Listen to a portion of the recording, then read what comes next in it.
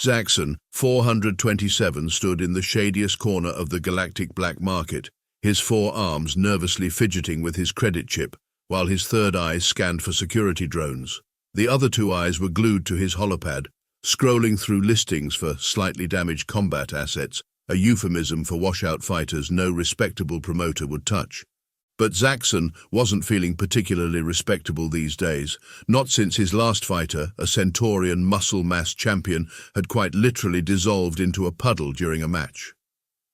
Apparently, nobody had bothered to mention that Centaurians turn liquid when nervous. The cleanup bill alone had nearly bankrupted him. "Just need one decent fighter," he muttered, his skin shifting through anxious shades of purple. One fighter who won't melt, explode, or transcend to a higher plane of existence mid-match. He still hadn't forgiven that meditation-focused Zenbulian who'd achieved enlightenment right before the championship bout. The holopad pinged, a new listing had just appeared. Slightly used Earth specimen, combat-capable, all limbs intact, no known dimensional shifting abilities, comes with original containment unit, bargain price, no questions asked, contact definitely not a scammer 123. Zaxxon's third eye twitched. Earth specimens were rare since the planet had joined the Galactic Federation. Most humans were now protected by all sorts of annoying rights and regulations, but a pre-registered specimen, already approved for combat, that could work. The price listed was suspiciously low about the cost of a decent meal at McZennon's. But desperation has a way of making even the most obvious scams look reasonable. 3 hours later, Zaxxon found himself in an even shadier corner of the market, facing a dealer who appeared to be wearing 6 different holographic disguises at once. The overall effect was like looking at a quantum uncertainty principle having an identity crisis. "You the fight promoter?" The dealer's voice seemed to come from all 6 appearances simultaneously. "Yes, you the totally legitimate businessman." Zaxxon tried to project confidence, but his color-shifting hide betrayed him with patches of nervous yellow. "Got the credits? Got the specimen?" They engaged in the time-honored dance of neither wanting to go first. Finally, they agreed to a simultaneous exchange, like awkward teenagers at their first black market deal. Now, the dealer activated a holographic contract. "Just need your thumbprint, retinal scan, DNA sample, soul imprint, and your favorite childhood memory." "That seems excessive for a simple fighter purchase," Zaxxon protested, even as his hide flashed warning patterns of orange. "Standard procedure, plus it's a great deal. When was the last time you saw a genuine Earth specimen going for pocket change?" "Never," Zaxxon admitted, which is exactly what worries me. "Look," all 6 holographic faces somehow managed to look offended simultaneously. "You want a fighter who won't accidentally achieve godhood or turn into a gaseous state during a match? This is your chance. Humans are solid, reliable, mostly non-explosive." Zaxxon's third eye narrowed. "Mostly." Figure of speech. Now, about that soul imprint. Against every rational thought in his 3 brains, Zaxxon found himself completing the contract. His credit chip felt lighter, and his childhood memory of winning the Triple Moon Spelling Bee now belonged to someone else, but he was now the proud owner of one genuine Earth specimen. "Pleasure doing business," the dealer said, handing over a small control pad. "Stasis pod is in warehouse 7B. No refunds, returns, or existential complaints." Before Zaxxon could ask what qualified as an existential complaint, the dealer vanished in a puff of quantum probability.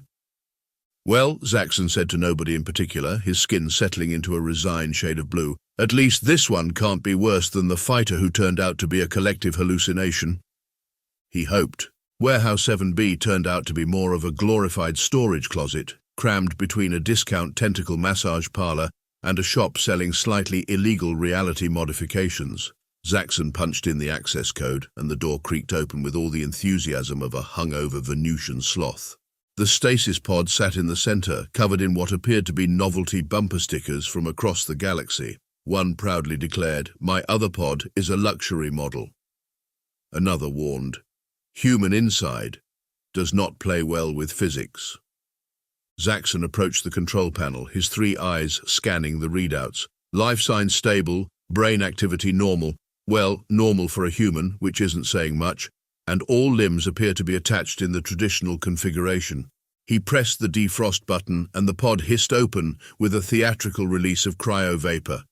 As the mist cleared, Zaxxon's hopes sank faster than a lead weight in Jupiter's gravity well.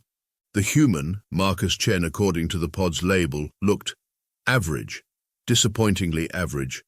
No bulging muscles, no cybernetic enhancements, not even a threatening facial scar, just a regular human male in his 30s wearing what appeared to be workout clothes and a puzzled expression. Marcus sat up, blinked, and said the least impressive thing possible, "Man, I really need to pee." Zaxxon's skin cycled through several shades of dismay. "You're supposed to be a fighter." "Oh, right, that." Marcus stretched, several joints popping in sequence. "Yeah, I do that too. Got any coffee?" Before Zaxxon could express his growing regret, his holopad buzzed.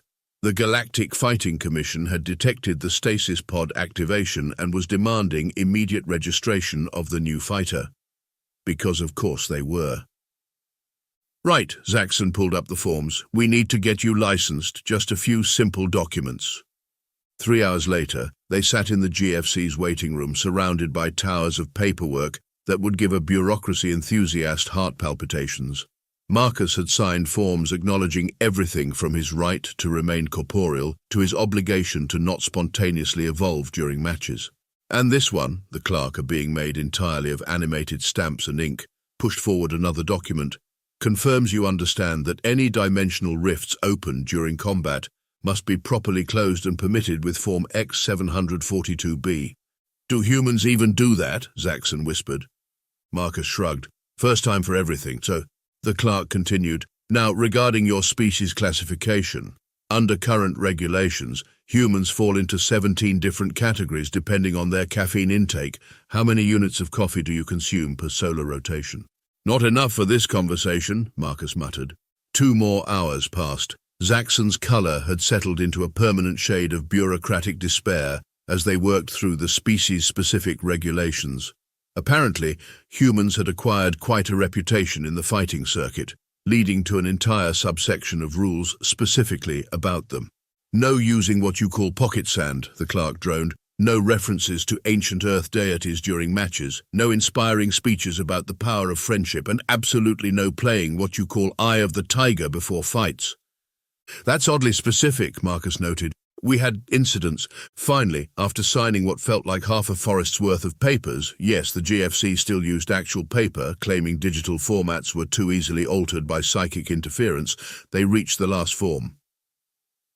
"Just need your thumbprint here," the clerk pointed with one of its stamp appendages, "and your official fighter designation." Marcus looked at the options: brutal destroyer, cosmic annihilator, quantum devastator, or other. "Please specify." "Can I just go by Marcus?" The clerk's stamps all gained exclamation points. "That would be highly irregular." "Perfect," Marcus signed with a flourish. "Marcus it is." As they left the GFC office, Zaxxon's hide had taken on the mottled pattern of someone questioning every life choice that had led to this moment. "You realize you're the first fighter in 3 centuries to not use a theatrical name." "Yeah, well, I'm also probably the first fighter you've had who actually reads the fine print," Marcus grinned. "By the way, did you notice that clause about fighter accommodation requirements? You owe me a deluxe suite with an Earth-standard coffee maker." Zaxxon's third eye started twitching again. He had a sinking feeling that this human was going to be either the best or worst investment of his career. Probably both. The Stellar Strike Combat Academy's main training hall had seen better centuries. The once pristine equipment now bore the distinctive marks of what the insurance company would later classify as human-induced chaos. "No, no, no," Master Cathrix, the head trainer, waved all 8 of his tentacles in exasperation. "The 7th stance of Proxima requires your spine to bend backwards at a 180-degree angle while maintaining quantum equilibrium." Marcus, tangled in training gear that looked like a cyborg octopus had mated with a yoga mat, tried his best to comply. "Pretty sure human spines don't work that way, boss." "Nonsense, it's the most basic of movements," Cathrix demonstrated, his body contorting into shapes that would make a pretzel feel inadequate. "Now, channel your inner gravitational field and..." Crash! The expensive antimatter harmonizer, a piece of equipment worth more than some small moons, lay in pieces around Marcus. He stood in the middle of the wreckage, holding what appeared to be an important-looking piece that definitely shouldn't have come off. "I can fix that," Marcus offered, right before the piece dissolved into pure energy. Zaxxon, watching from the observation deck, felt his credit account weep. His skin had developed a new shade of despair that xenobiologists would later name promoter's lament. The next day wasn't any better. During attempts to master the Betelgeusian battle ballet, Marcus accidentally activated the gym's artificial gravity controls. For 10 glorious minutes, every fighter in the facility floated in a graceful dance of chaos and confusion.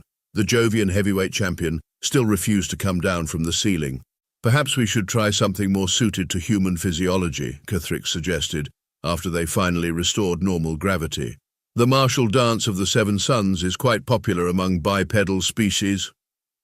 Sounds reasonable, Marcus agreed. 2 hours later, the sprinkler system was working overtime to contain multiple small fires. 3 fighters had achieved unexpected enlightenment, and Marcus had somehow managed to knot all of Cathrix's tentacles together. The other fighters began giving Marcus a wide berth, especially after the lunch incident. Nobody had told him that eating with his mouth was considered a barbaric display on par with juggling live antimatter. The cafeteria had cleared out faster than a Neptunian nightclub during tax inspection. "Did you see?" whispered one fighter to another. "He masticates in public."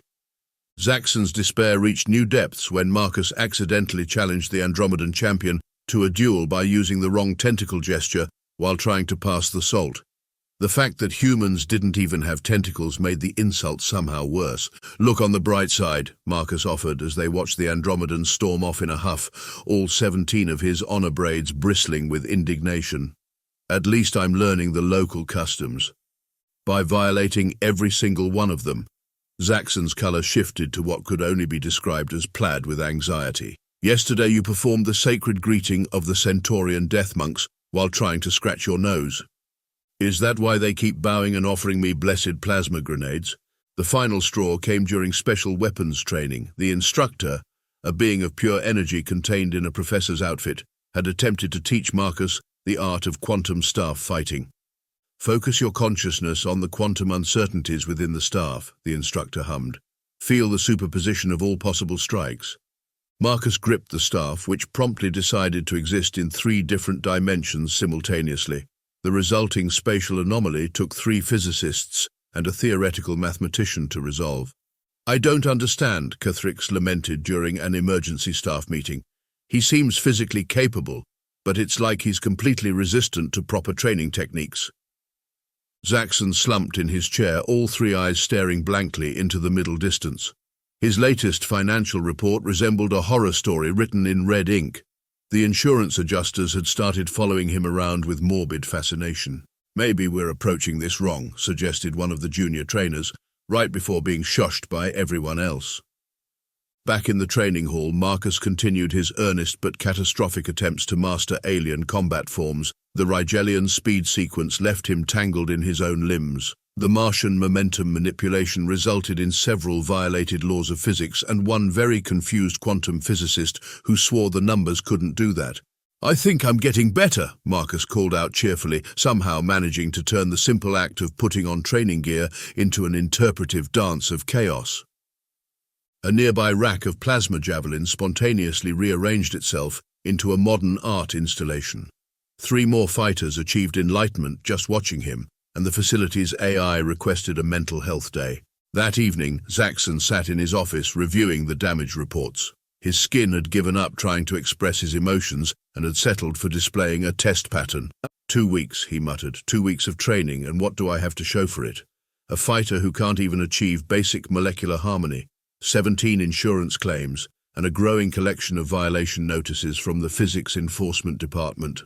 He glanced at the security feeds showing Marcus alone in the training hall after hours. The human was moving through some strange, primitive sequences of movements that definitely weren't part of any recognized combat form.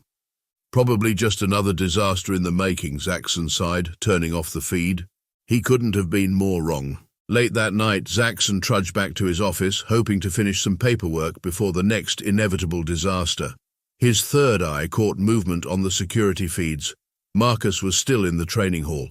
Zaxxon's finger hovered over the emergency response button, ready for the usual chaos.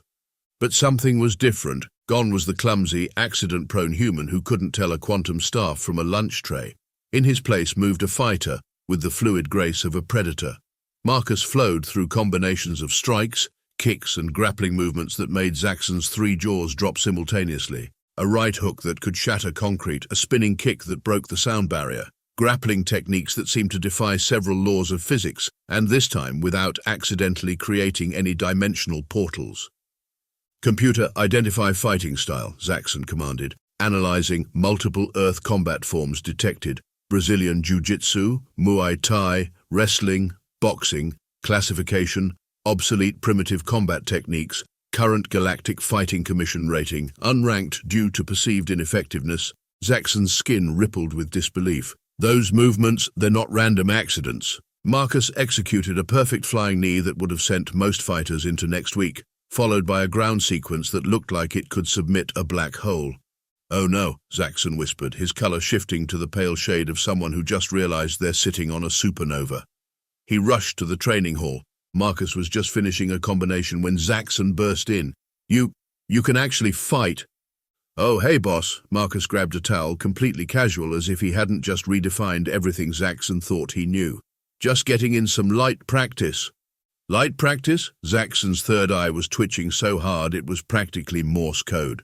"You've been sandbagging this entire time. Why didn't you tell me you could fight like that?" Marcus shrugged. "You guys seemed really set on teaching me your way. Plus, I was worried about hurting the other fighters.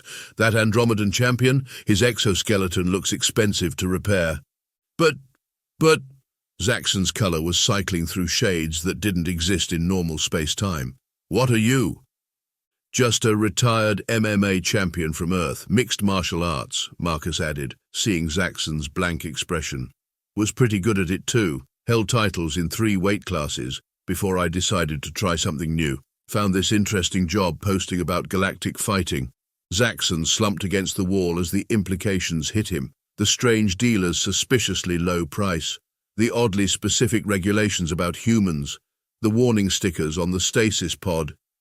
"You're not just some random human fighter," he croaked. "Nope," Marcus grinned. "Remember that clause in my contract about Earth combat sports records? You really should have checked those." Zaxxon's third eye called in sick and refused to process any more information. "The Galactic Fighting Commission, they have no idea what Earth martial arts can do they?" "Probably not. They seemed pretty focused on quantum this and dimensional that. Nobody asked about good old-fashioned punching and all those training accidents." "Yeah, sorry about those. Your equipment isn't really designed for basic physical impacts. Turns out you don't need quantum harmonics when a right cross does the job."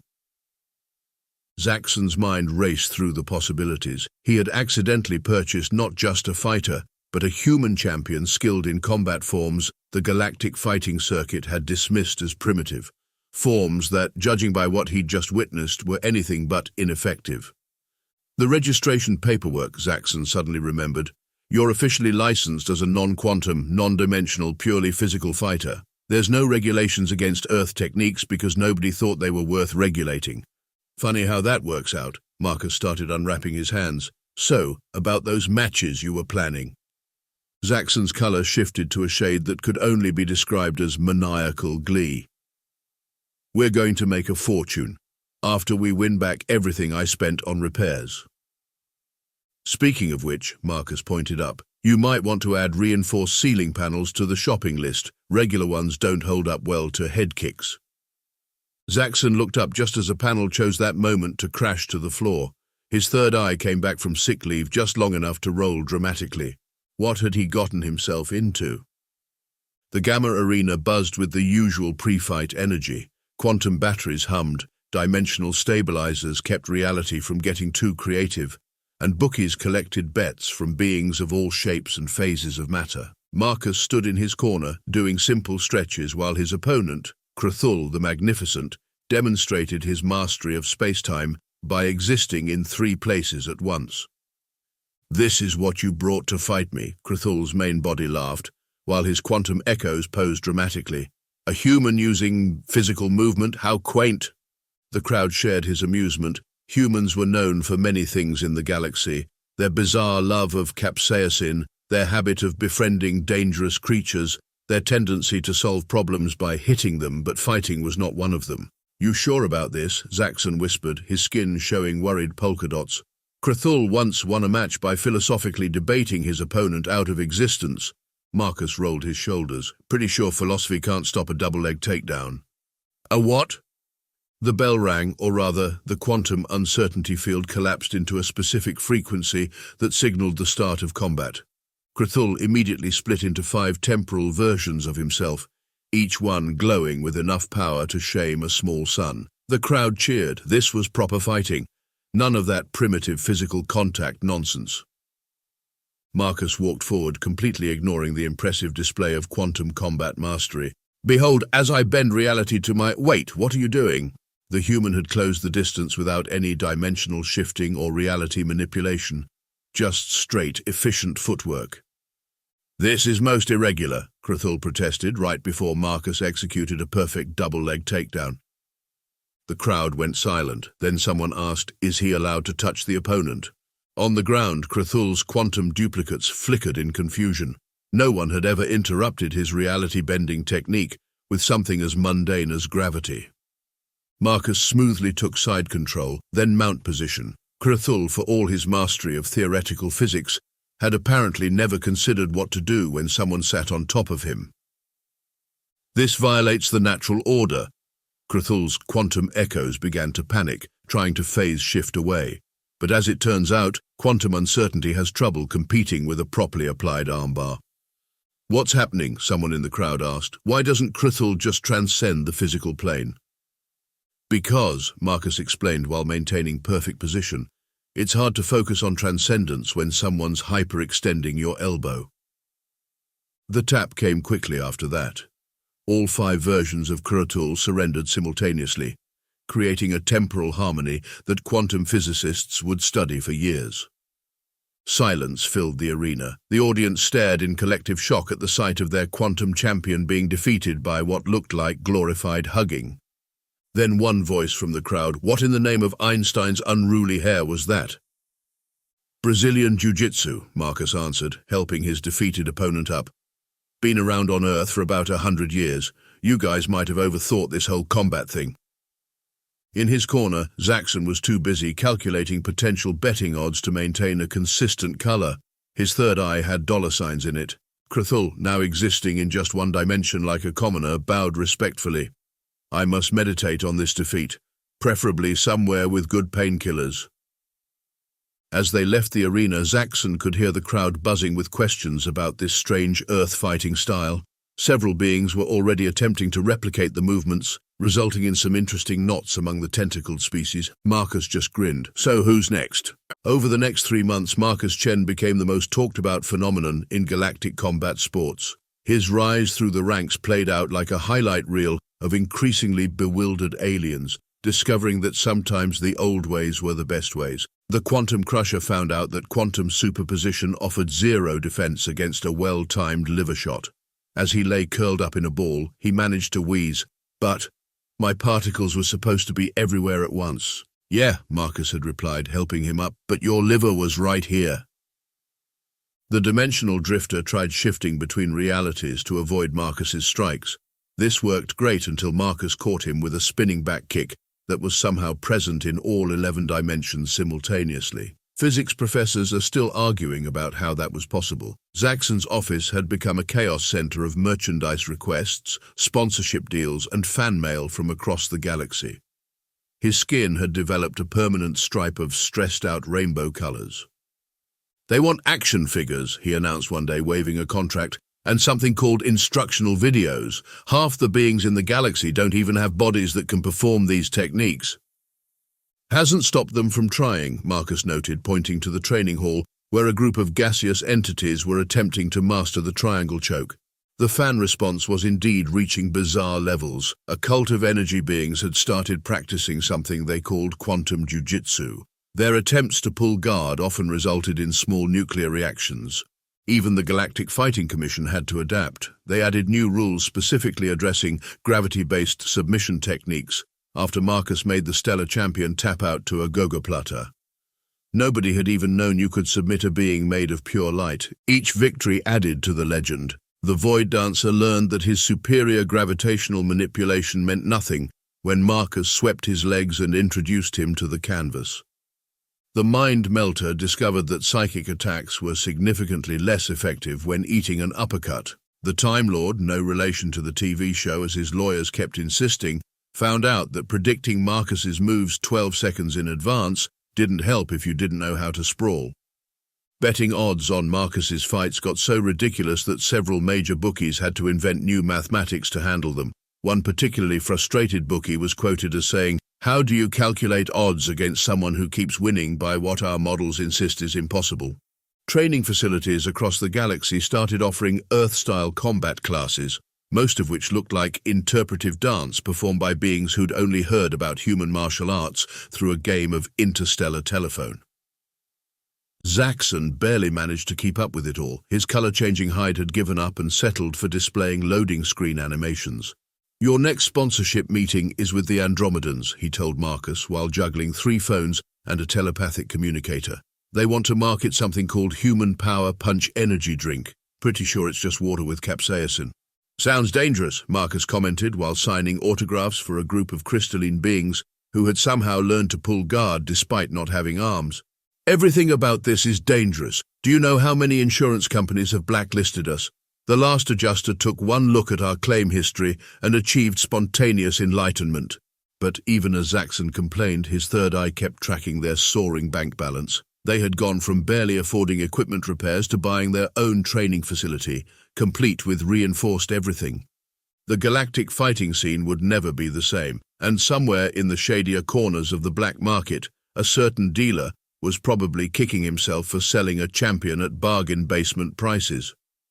As for Marcus, he just kept winning one primitive technique at a time. The grand cosmic arena was packed to its non-Euclidean rafters. Beings of every conceivable form had come to witness the championship bout. Krothak the Annihilator, undefeated for 3 centuries, versus the human who'd turned the fighting world upside down, literally in several cases. Krothak floated above his corner, his body a swirling mass of dark energy, punctuated by what appeared to be actual supernovas. The betting odds against Marcus had reached numbers that made mathematicians weep. "Last chance to reconsider," Zaxxon muttered, his skin displaying a test pattern of pure anxiety. Krothak once defeated an entire star system in hand-to-hand combat. "A star system?" Marcus wrapped his hands calmly. "That's not even anatomically possible. Tell that to the star system." The pre-fight introductions took 3 hours, mostly because Krothak's list of titles needed to be translated into 47 different languages, including interpretive dance for the photonic beings in the cheap seats. Finally, the quantum barrier dropped. Fight time. Krothak immediately transformed into a being of pure cosmic energy, radiating enough power to make nearby reality hiccup. "Behold, human, I am the end of all things, the destroyer of—" Marcus interrupted the cosmic monologue with a leg kick. The crowd gasped, the cosmic energy flickered. Did you just kick me while I was monologuing?" "Sorry," Marcus shrugged, "old habit." What followed was unlike anything the galaxy had ever seen. Krothak unleashed attacks that bent space-time, only to find that humans had pretty good timing when it came to slipping punches, even ones that technically happened yesterday. "Impossible!" Krothak boomed as Marcus slipped through his quantum field. "My probability matrix shows you cannot be here. Yeah, check your math on this one." Marcus launched into a combination that proved Einstein's theory of relativity could be temporarily suspended by a well-placed hook to the jaw. The fight moved across multiple dimensions. Krothak tried to gain advantage by shifting to higher planes of existence, but discovered that takedown defense was surprisingly universal. "Your primitive techniques cannot harm one who exists beyond physical form. Tell that to your floating ribs." Marcus landed a body shot that somehow connected with all of Krothak's quantum superpositions simultaneously. The champion's cosmic energy flickered again. For the first time in 3 centuries, Krothak felt something new: concern. The tide turned when Marcus caught one of Krothak's reality-warping strikes and used the momentum to execute a perfect hip toss. The sight of an eldritch cosmic horror being thrown with basic judo sent several physics professors in the audience into early retirement. "But my cosmic power," Krothak wheezed from his back. "Meet human ingenuity," Marcus replied, transitioning smoothly to mount position. "We've been perfecting these moves since we lived in caves." What followed was a masterclass in ground fighting that had BJJ practitioners across Earth nodding in approval. Krothak discovered that cosmic power meant little when caught in a body triangle. The end came via a combination that would be studied for decades: a feinted Superman punch that forced Krothak to phase shift, followed by a spinning elbow that caught him rematerializing, finished with a flying armbar that somehow worked despite the champion's arms being technically theoretical. The tap came, the crowd went silent, then exploded. As reality stabilized and the medical team checked Krothak for quantum fractures, Marcus stood calmly in the center of the chaos. The new champion of the galaxy, victory achieved through nothing more than the accumulated knowledge of centuries of human fighters who'd figured out really efficient ways to turn other people's momentum against them. Zaxxon, his skin now displaying what appeared to be a victory fireworks show, rushed into the ring. "You did it, though I'm pretty sure you violated several laws of physics." "Nah," Marcus grinned, holding up the championship belt that existed in 7 dimensions simultaneously. "Physics was always there. We just had to convince it to work with us instead of against us." And somewhere in the crowd, a group of young fighters watched with shining eyes, ready to learn that sometimes the simplest solution to cosmic power was a really well-executed double-leg takedown. The galaxy would never be the same, and that was just fine.